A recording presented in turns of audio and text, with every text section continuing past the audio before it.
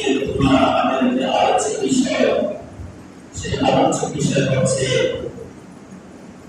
Special protein and context পাঁচটি বিশেষ আমাদের সঙ্গে মুসলমানের দিন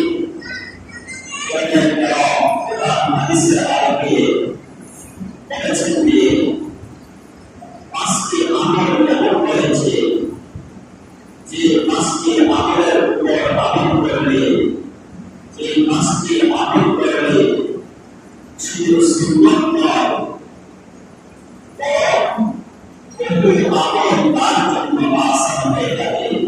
যে ব্যক্তি এই পাঁচটি আমল করবে তার অন্যান্য অনেক আমল তার জন্য সহজ হয়ে যাবে। এই পাঁচটি বিষয় হচ্ছে মানুষের জীবন গঠন করার মূলনীতি। আপনার জীবনকে সুন্দর করতে, আপনার জীবনটাকে সাজানোর জন্য এই পাঁচটি আমল যথেষ্ট হয়ে যায়। তাই এই পাঁচটি বিষয় আমলের মধ্যে আমলের পর তার সামনে চলে যায়। এই পাঁচটি বিষয় তার মধ্যে চলে আসবে, তার জন্য অনেক আমল তার জন্য সহজ হয়ে যাবে এবং সামনের পথগুলো তার জন্য খুলে দেওয়া হবে, খুলে যাবে। বহু পাপ কাছ থেকে এই পাঁচটি আমল আমাদেরকে বিরত রাখবে।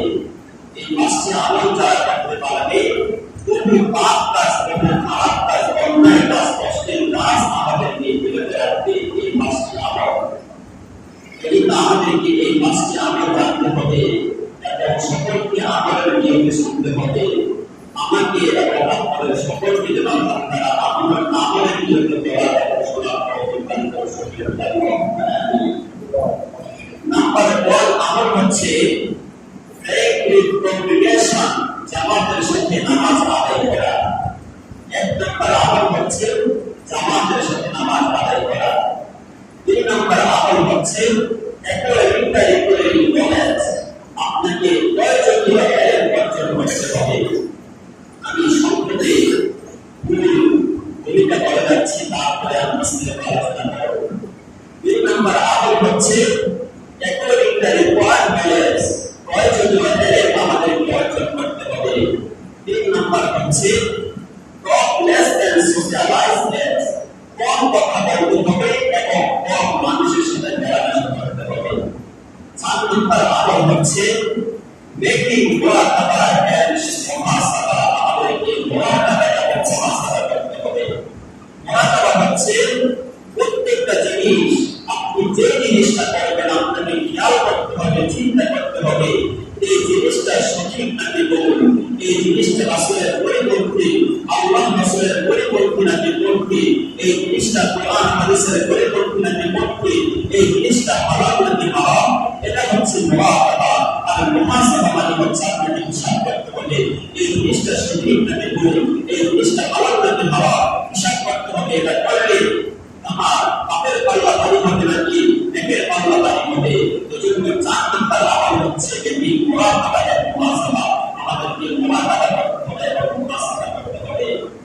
5 আমল হচ্ছে রিপেন্টেন্স এন্ড ফরগিভনেস। আমাদেরকে সর্বশেষ আমল হচ্ছে আমাদেরকে তওবা এবং ইস্তেগফার করতে হবে। কারণ মানুষ তো ভুল করবে, ভুলের ঊর্ধ্বে কেউ নয়। এজন্য আমাদেরকে ভুল করার পরে আল্লাহ তাআলার কাছে ক্ষমা চাইতে হবে, তওবা করতে হবে, ইস্তেগফার করতে হবে। আমি ভুল করেছি, আমি গুনাহ করেছি, এগুলো আমাদেরকে মাফ করে দিতে পারো। রব্বুল আলামিন তুমি আমাদেরকে মাফ করে দাও। এই 5টি আমল তার মধ্যে চলে আসবে, তার সামনের বহু আমলের পথ করে যাবে, সামনে তার সকল আমলের পথ আসান হয়ে যাবে। এই 5টি আমল তার মধ্যে চলে আসবে, শুধু সুন্নাত নয়, বহু আমল তার মধ্যে এই 5টি আমলের কারণে চলে আসবে।